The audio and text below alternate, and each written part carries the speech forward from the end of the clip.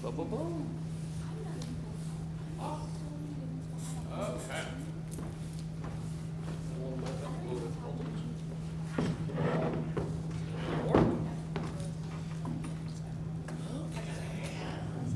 Well, welcome everybody. Sorry about the technical difficulties. We had to make sure we had our Facebook Live up and running. My name is James Lowe. I'm the moderator this evening for this panel discussion. And I've got Merrick McMichaels from Kansas Wrestling Revolution, and Chris Crazy is on his way. He's out parking the limo. He's parking the limo. So we wanted to introduce you guys to how to start a professional wrestling company, an indie wrestling promotion essentially. And so Merrick, you were involved with another wrestling organization in Salina, and then you went on to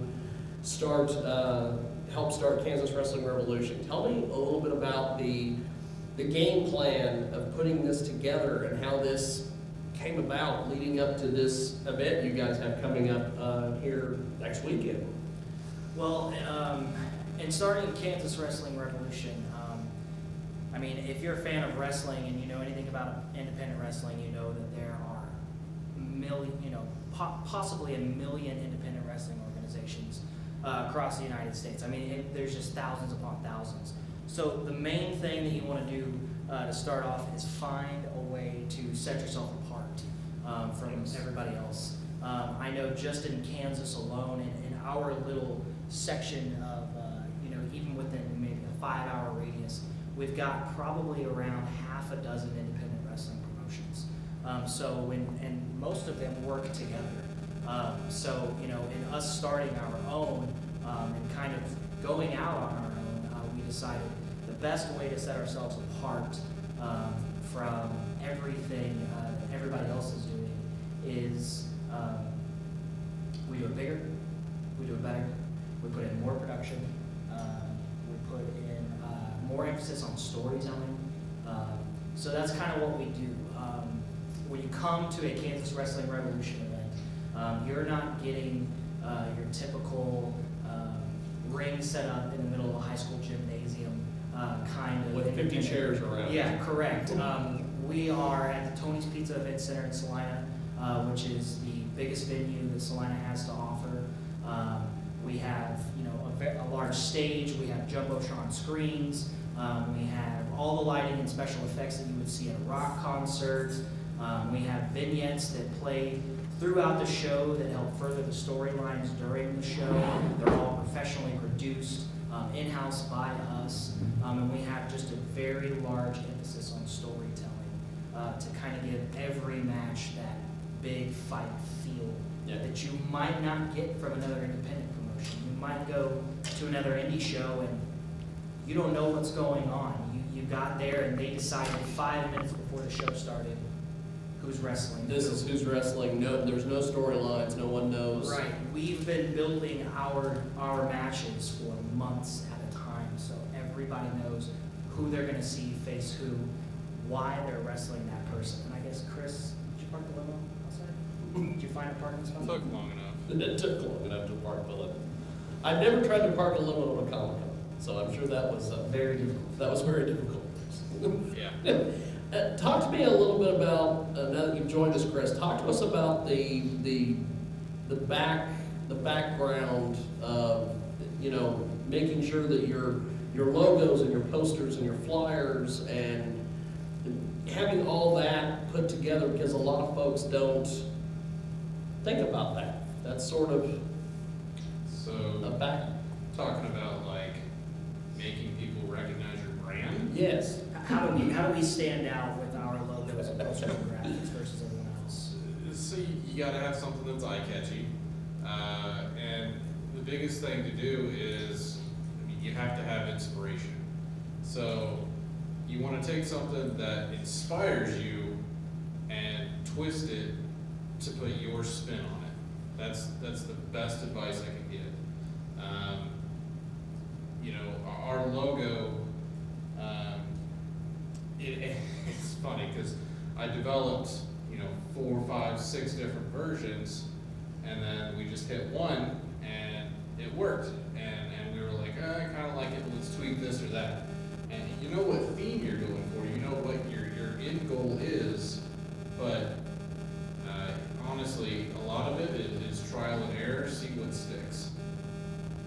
I mean, when he's talking about you want to take something that you're inspired by and kind of twist it, you know, as you can see, our next event coming up, Midwest Mania, next Saturday in Salina. If you know anything about independent wrestling, you may have seen a flyer look very similar to this. There's an indie wrestler sitting right there. You know what I'm talking about? You know, the Bullet Club did a show. The Elite. Yeah, did a the show. Elite did a show. And they called it All In. And their flyer was very simple, it was very clean. It was in black and white, but it got people's attention. And I said, if we're going to put on one of the biggest independent wrestling shows that Salina has ever seen, we might as well do the same flyer because that catches people's eye when they go and they walk by it. So Chris put that together, and I nearly fell out of my chair when he texted to me because I think it looks awesome. So I mean, you learn from failure. There was at least 2 different versions of the poster before we hit out. So you learn from failure. and they were bad. Now, gentlemen, talk to me a little bit about one of the things that I like about that you guys do is, like, for instance, with this show, all your workers are going to be paid before they even step through the door. You've got sponsorships, things like this. Kind of take us through a little bit of that. Well, I mean, if you talk to any independent wrestler, they can tell you paydays for independent wrestlers are very small. They are, sometimes they don't even get paid. And if they do get paid, they're usually waiting hours after the event is over because the promoter is counting on ticket sales from that night to pay his talent. That's not how we run. When we decided to go to start this thing up, I'm in charge of talent, so from a talent perspective, I said I want all of our guys to know that they're appreciated. So in making these events as big as we do, we are able to reach out to local advertisers to help us put on these events. And in doing that, we don't have to pay anything out of our pocket whatsoever. Our advertisers cover our shows for us. And when our talent walks in the door, they're paid immediately. And even our out-of-state talent, we're able to provide them with a hotel room because we have guys that drive from Texas, Oklahoma, Missouri, all over the place to come and work for us. And when they come, they're taken care of. They're catered to meals. We actually were at a show we had in October. We were able to arrange a party bus to come and pick up the guys after the show and take them around town and show them a good time. And to guys that are used to getting paid $10 in a bologna sandwich at the end of the night, they are flipping out because they're thrilled. And that's no joke. Yeah. When I started out in the business, I was literally given a bologna sandwich and $10 at a certain promotion that I will not mention, but that guy right there is who knows. Hot dog and a can of Mountain Dew, that's absolutely right. So these guys are so these guys are getting paid. They're getting paid pretty well compared to what they're getting paid other places. But they're being taken care of. I mean, no, this isn't a get-rich-quick type of scheme. No. There is no money to be made in this. There is no money in independent wrestling. WWE has a monopoly on wrestling. You will make no money doing this. You might make some, but you're not going to make a living. Our biggest thing is we get the money out of the way because this is a passion project. Correct. We do this because we love it. We do it because we want to have fun. So when you walk in the door, we don't want your worry to be, am I getting paid? When am I getting paid? No, you got your money. Now let's have fun. Let's go out there and let's kill it. I mean, the jokes in the back are hilarious, the stuff that we're doing. I mean, it's all put together and then we just run and it's fun because from that point, after they walk in the door, you know, it's time to go to work and do what you love.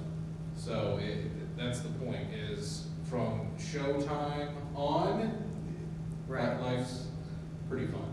Yeah. I mean, you've been in our locker rooms, Jiggy. Oh, yeah. I mean, a lot of independent pro wrestling locker rooms, I mean, there's some drama. You got a lot of guys with inflated egos that they're worried paid at the end of the night. And we eliminate all that completely by letting them know they're appreciated.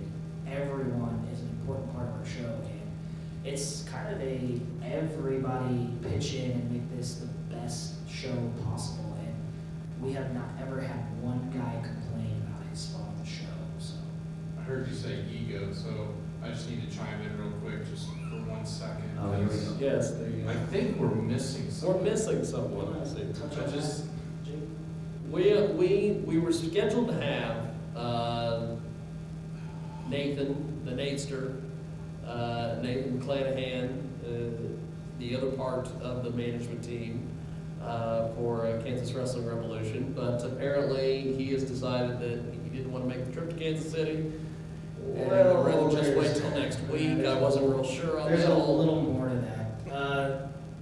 The Natester is facing this guy over here next weekend, and while they have been friends for a very long time, things have gotten a little heated the past couple of days on Facebook, a war of words. In the business, we call that a shoot.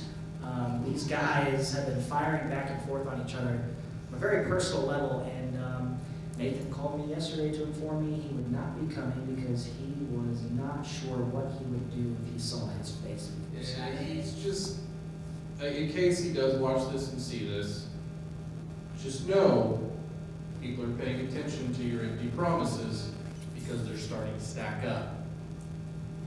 Now, one thing you did mention, Chris, in your shoot interview, your shoot promo that you did on Nathan a few days ago, Yeah. is you mentioned the background from the other wrestling organizations that you've been involved in as far as designing their logos and Creating them, and yeah. all of this. Leading up to this show in April, what is that process like to get everything designed, get the flyer ready, build towards the show? It's very simple. You get a pad of paper, you write a list, and then you check them off. So put yourself in a fan's seat. Yeah. So what did they want to see? So very often we get caught in, we get stuck in what we're doing. We think this is going to be really cool. Yeah. But what does the fan think? Does the fan think that that's cool? 9 times out of 10, this moment that everyone in the back is like, is he going to do it? Is he going to do it? Is he going to do it? The fans don't even notice. Correct. So you need to remove yourself and you need to see what does the fan want to see. So the whole point of promoting the show, get your poster, get it to be attractive, get it in front of their face. How are you going to get it in front of their face? You're going to promote it on Facebook, you're going to paper the town, you're going to put that to businesses that are willing to promote you, and then you're going to use word of mouth because word of mouth is the strongest marketing tool you can. Anyone that's talking about you, whether it's good or bad, they're talking about you. And then as that spreads, you get more and more people interested in what you're doing. Thus, here we are. Yeah. Now, take me through the process of, without getting into too much behind the scenes, but I mean, how do you assemble all this talent for these shows? If I'm starting a wrestling organization and I've got, my logo, I'm ready to go, and I'm like, okay. First of all, you're gonna need some connections. When I started out in the business, I started as a ringside manager, and I hustled my way through independent promotion after independent promotion after independent promotion, just getting people to know who I was. And after being, I don't want to do my own horn, but I would say somewhat of a successful indie wrestling manager, people wanted to see what I had to offer as a promoter. So when I hooked up with these guys, it was very simply just getting a hold of those people that I had got to know over the years, who I knew I would work well with and would work well with what we envisioned. Now, for instance, on this show, we have what we're calling the Best in the Midwest Rumble. We have 20 men in this match. 20 men who are, I would say 15 of which have never worked for our promotion before and are coming from all over the Midwest. That was months of planning, tracking them down, and getting, referrals from other independent wrestlers that have said, hey, I've got this guy, you want to take a look at him. Reviewing tape on these guys, as far as, they've sent us links on YouTube to some of their matches, and I've watched hours upon hours of independent wrestling matches filmed with a cell phone. Badly, I might add. But if I see one little thing in that, hour match that I'm like, that was really cool, if he's done that, I want to book that guy, it was worth it. Yeah, I mean, it's... I think to add into that is they're searching for guys. You need to fill your card, but we don't look for warm bodies. Correct. So it's got to be somebody that, as a management team and as a company, we actually feel like we can invest in. Somebody that is worth coming back, because if it's a revolving door, the fans notice, and what's going to make a fan want to come back and watch a new wrestling show, because no one is the same. Every single time you have new talent, new talent, new talent. Okay, so when you watch the bigger shows, when you watch WWE as you're growing up, the big question was, who's your favorite wrestler? Okay, so you watch Monday Night Raw, you pick your favorite wrestler, you go to tune in the next week, and that favorite wrestler isn't there anymore. Oh, Then what, are you going to want to watch again? You're like, well, why the heck wasn't he on there? And that's part of the complaints that in the fandom world is, push this guy, push that guy. If you have a revolving door, then no one's going to invest in you at all. Right, that's absolutely right. So we have, a staple of guys that we do use regularly, and we use in storylines that are being told, not only at our shows, but via vignettes that we put together and post on Facebook. It allows the fans to invest in a character, just like you're watching a television show, a television show like The Walking Dead, or what have you. If they had different characters every episode, no one would watch it. It's the same with pro wrestling. Yes, it's live, it's performance art, but you essentially should write it the same like you're writing a television show. And so when we're looking for guys, we're looking for guys that will fill a void that we have in the writing. Like Chris said, we're not looking for warm bodies. We're looking for guys that we can say, this guy will go really well with this storyline, or hey, we can do this storyline with that guy. We're not just booking the guy just because he did a cool flip on YouTube.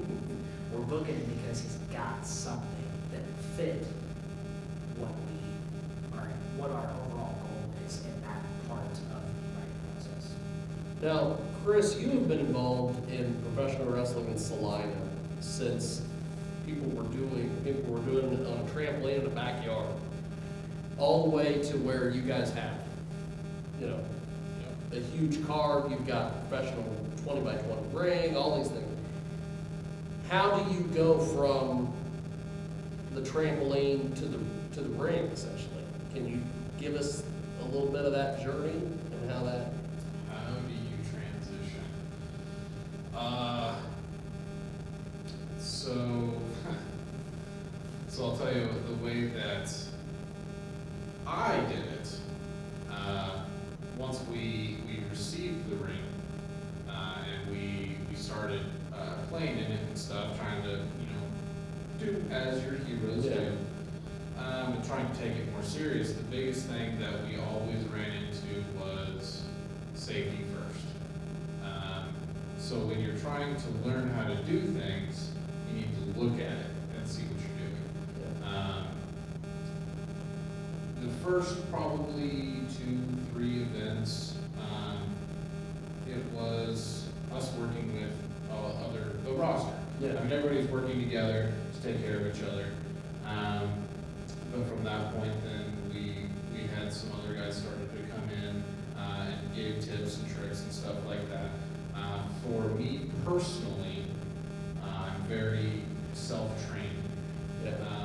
And that's from working with people like Nathan, working with Jesse, working with the other guys that are very talented, and figuring out what works and what doesn't.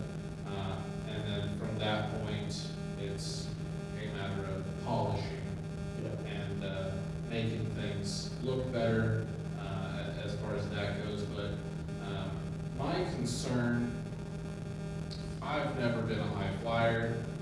I've never been a hardcore guy. I've just been a ground and pound type of guy.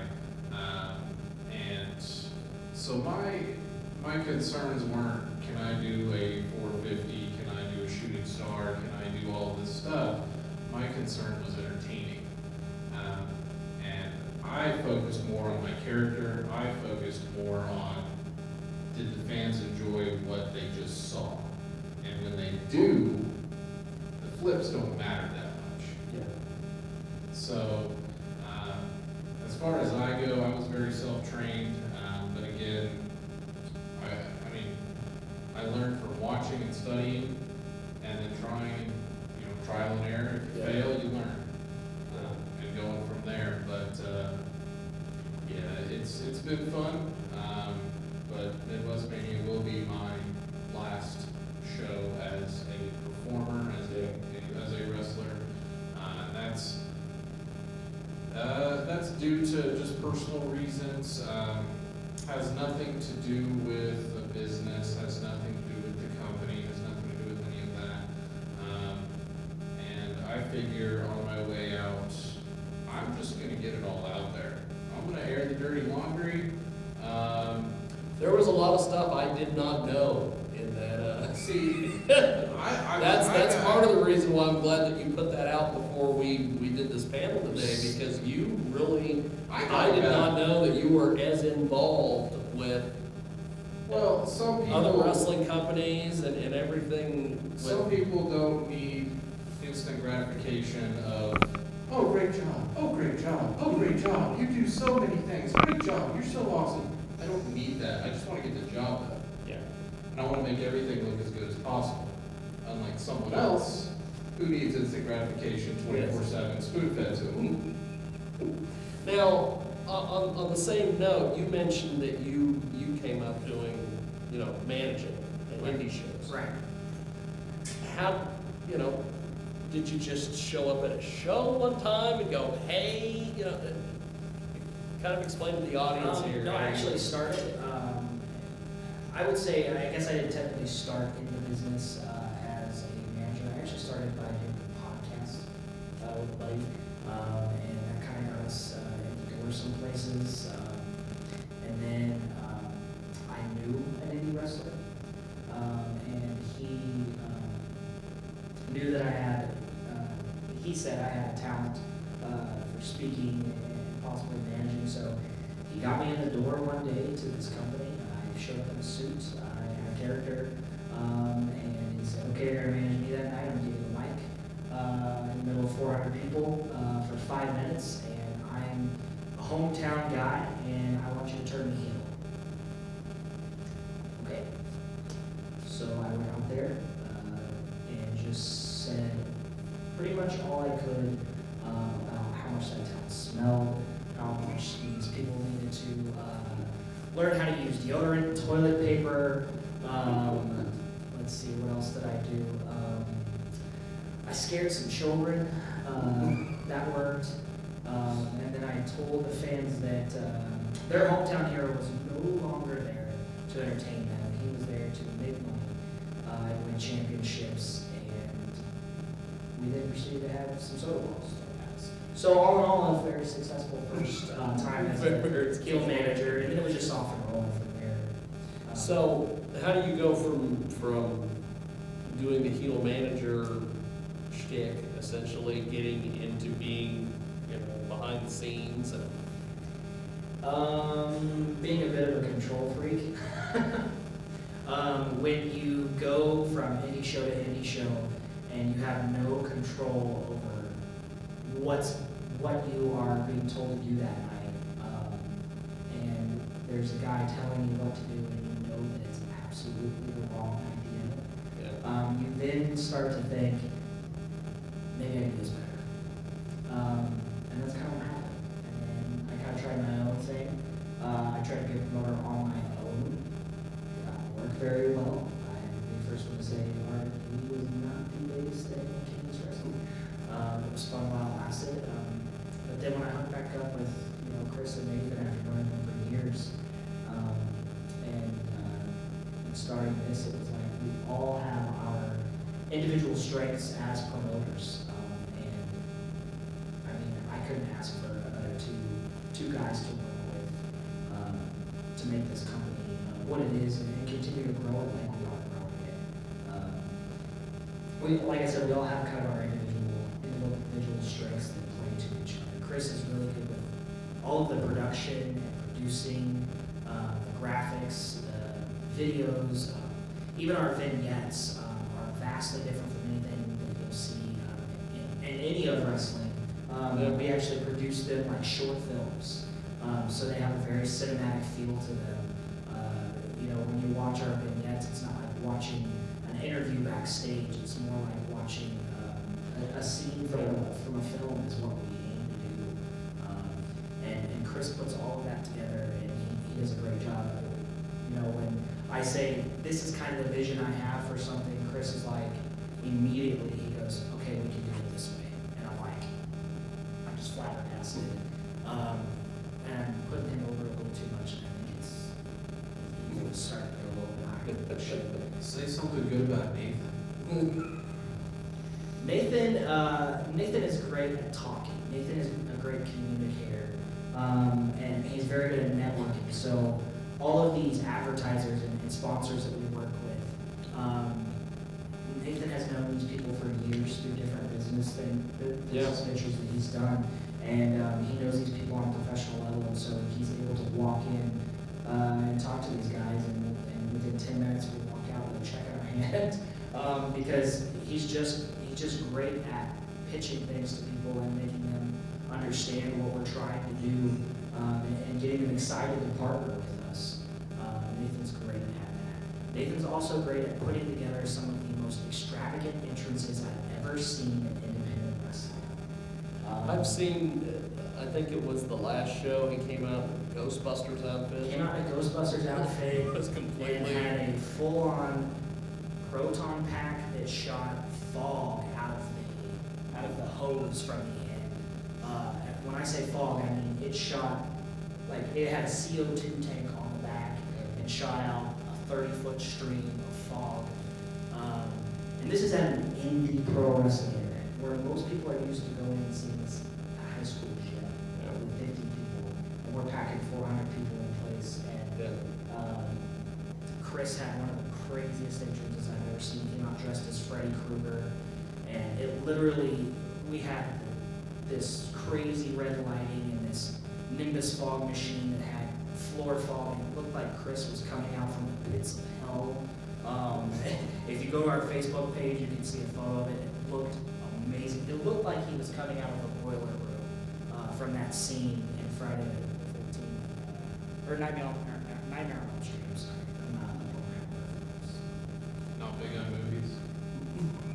Yeah, you know that. You were at the wrong convention, sir. But no, I mean, yeah, I'll say nice things about Nathan. I know this guy won't, so I'll put Nathan over here. Well, let's go to the audience. Do you guys have any questions for these two? Whether Yeah, absolutely. I can't do it. Are you hooked up to the internet right there? If he's hooked up to the internet, yeah, I absolutely. got Yeah. If not, Chris has it on his phone. Why would I not have a picture? He looks at it all the time. Oh, there we go. We got Facebook. Yeah. Are you on Wi-Fi? we will see what happens. You have our Facebook page pulled up right there.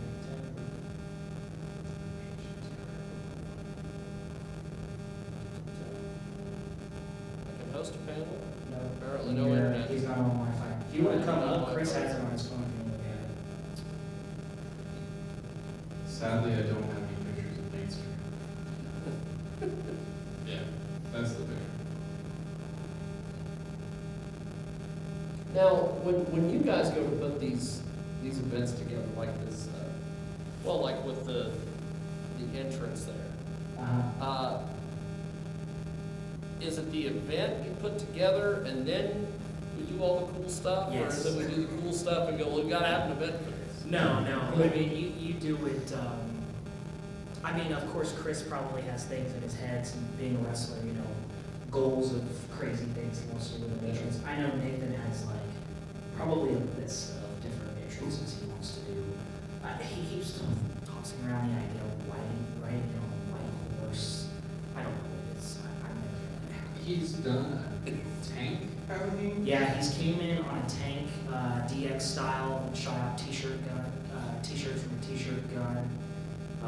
We had a guy ride in on a Jeep. Let's see, what else have we done? Brandon ATVs and side-by-sides, confetti cannons, anything you could possibly think of.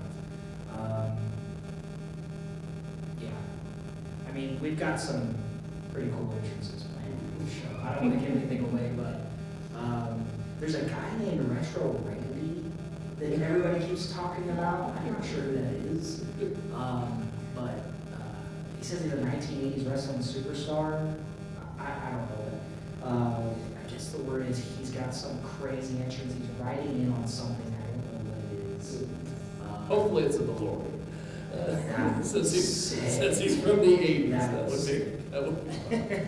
I think he had a question. Okay, yeah, go ahead. As someone who's trying to get into pro wrestling, what would be the best place to start out at? Well, that depends on who you ask. If you have a local promotion, that might be the best place to start, is by talking to a local promotion. If they stiff you, because some of them do, then try and maybe find a local pro wrestling school. I'd love to talk with you maybe after this panel, if you're interested in that. But I would say starting with a local promotion, and finding any way to get your foot in the door, and then just kind of going from there. Okay. Yeah. Just off the top of that, what type of things would you want to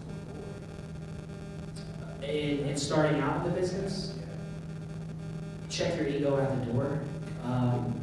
You know absolutely nothing. I still learn something new about this business every time we do a show. No, I am never, I think Chris can say this too, we are never above learning more. And that's the way you have to be, especially starting out in the businesses. You know nothing. You absorb everything like a sponge. You take all the criticism and advice that you can get from anybody. Even if it's really harsh criticism, you just take it and you say thank you. Respect is a very big thing in this business. So check your ego out the door is the best advice I can give you. And if I could go back in time and give that same advice to myself, I would, because I would avoid a lot of BS had I done that. And be ready, because it hurts, and it hurts a lot. It sucks, that's why I'm a manager. And that, I mean, there are days when you wake up and everything just hurts, and you may not have performed for 2-3 weeks. You get up and you just like, oh, how am I gonna get moving? But it's just part of it. You take the beatings and you enjoy it. I mean, the last, 18, God, it's been 18 years of me doing this. Yeah, I guess. I don't know, I If think you it'll go- be 5 years. If you go way back doing it with the boys in the backyard doing stupid stuff you shouldn't do. Yeah. I've seen some of that footage, yeah, that is, Jumping off the trampoline, going through 2 tables while RKOing someone, yes, don't do that. My hip is still completely jacked from that. And that was in 2008, and it still hurts to this day. So, yeah, it hurts a lot. And I guess something else to play off kind of what you said of what to avoid. If you're starting out and you're an independent wrestler, don't worry about going out there and doing a ton of crazy spots. Worry about your character. Invest in your character. Don't invest in going out there and being a gymnast. And this might be contrary to what other people tell you, but I can tell you confidently, especially in the Midwest, what people want to see more than anything is compelling storytelling. So focus on your character, focus on how you can tell a story, not only inside the ring, but outside of the ring when they're coming up and buying your t-shirt or asking for an autograph. You always want to tell a story about yourself. And people will take that home with them, and they'll come back to see you because of that. You know, people aren't going to be talking about some cool flip you did a year from now. They're going to be talking about the incredible story you told.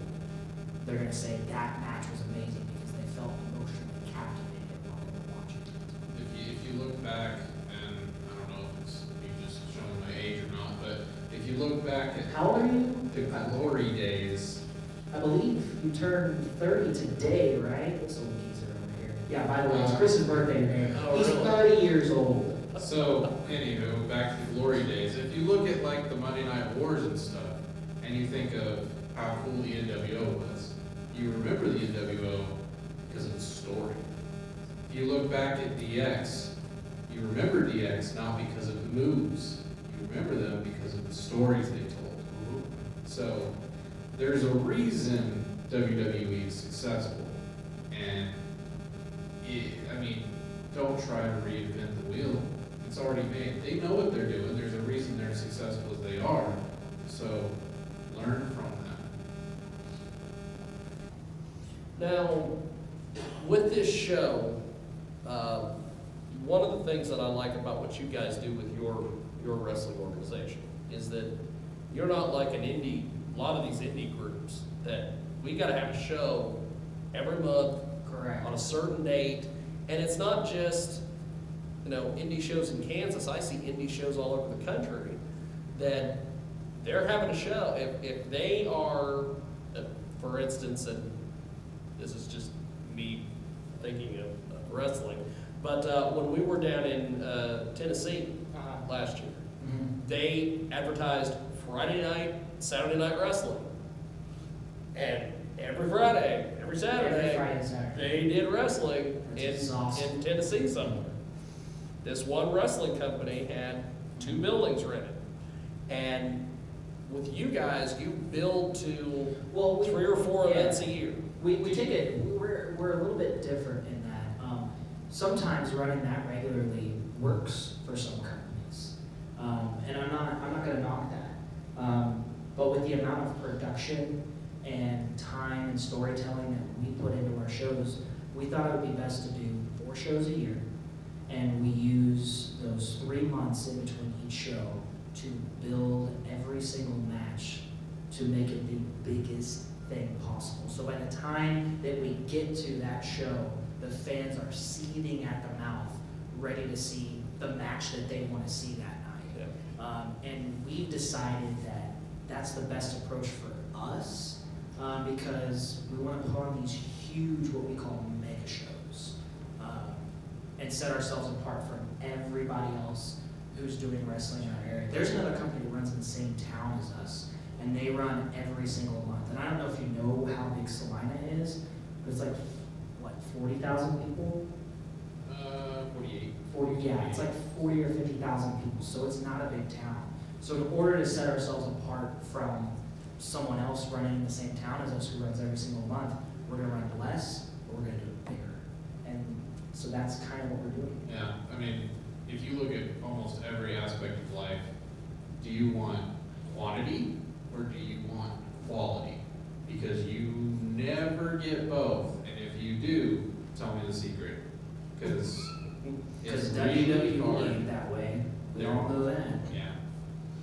So speaking of that, whenever you book a show like this, you run only every 3 months. Uh-huh.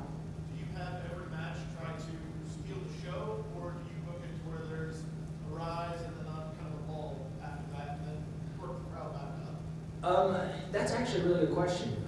With some of the matches, we do book them as, I would say, kind of a breather match, because you don't want to emotionally exhaust the crowd. But I would say most guys on that card, because they've been waiting to be on that show for 3 months, they want to steal the show. But we do have some matches that we book as a breather match because we know that two guys are going to go out there and just blow the roof off the place, and we can't do that match after match after match after match, because by the time we get to the main event, people are going to be exhausted. So yeah, to answer your question, yeah, we do book some breather matches. And to go back to the storytelling, not every single match is going to tell a story if you're just beating the tar out of each other. So how do you grow a character if every match is the same? So yeah, things are always different. And one thing that we are trying our hardest, and it is a struggle, but we're trying to make every single person on our roster matter. There is not a single jobber on our roster. Jobber is not a term that we use at all. Everybody matters. I want you guys to touch on what you guys did at a previous show that you guys did in Salina, where you had the hardcore title, and Oh, you yeah. had vignettes that you filmed in the afternoon. You played them throughout the evening. No, you're giving away the magic right now. It's an illusion, man. So we didn't have the benefit of having live cameras backstage because we don't have $1 million budget. So we had a hardcore title that is similar to what WWE had in the past, where it was 24/7. So we had the title in a 6-man ladder match earlier in the night. Guy won it. And then after the second match, we had a vignette on the screen where he got the crap kicked out of him in the back, and another guy won it. That title changed hands. It then changed hands in another video, Correct. and then in the main event, during a match happening, the hardcore champion came running out. I happened to be in the match that was happening. I dropped that guy, pinned him, won the hardcore title while I'm competing for the world title, and then got my head kicked off, and someone pinned me, and they took off running out of the building. Shortest reigning hardcore champion in KWR history. I Probably. believe it was a reign of 5 seconds. Yeah, it was not. Yeah. So- I stood up, said yay, turned around, got kicked in the face. So yeah, I mean, we have a lot of fun with it. Our title changed hands at an after party at a bar after one of our shows on Facebook Live. One of your sponsors. Yeah, one of our sponsors was a bar, and we had an after party there, and the title changed hands on Facebook Live. So it's doing things like that, using social media to, again, tell those stories, even with a title like a hardcore title where we said we don't have jobbers, but those guys still have a place. Yeah.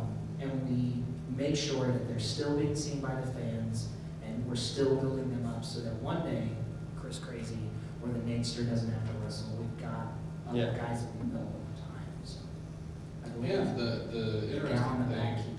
she's Okay. Well, give us some final thoughts here, each of you guys, and then we'll get the heck out. Final thoughts. Napster sucks. Come to Midwest Mania. Watch me almost kill him. It's going to be a great show. yeah, final thoughts. Yeah, if you guys ever want to see some good independent pro wrestling, come down to Salina. Check us out on Facebook, Kansas Wrestling Revolution. Come down to Salina. We're working on some big things coming up in the future. I can't give too much away, but at Midwest Mania we will have a huge announcement. So if you can't make it to Midwest Mania, check out our Facebook because there will be a big We announcement. got 2 announcements that we got to make right now. We're gonna make it right now. Okay. We, in talking about promotions working together, have decided to create our own network of companies working together. called the Revolution Wrestling Network. And this is going to be a group of 3 to 4 companies that are going to be working together to start a revolution for wrestling in the Midwest. Better production, better storytelling, all the way across the board. Everyone's supporting each other. That's the point. Correct. Wow. And in doing that, we have decided also, and I think Chris might want to take this. At Midwest Mania, we are launching our very own Hall of Fame. And at Midwest Mania, there will be 3 entities inducted into our Kansas Wrestling Hall of Fame. So we want to recognize, Stuff that I didn't even know. the people that have helped us get where we're at, and say thank you, because there's more than the people that are out there in the ring and on the stage.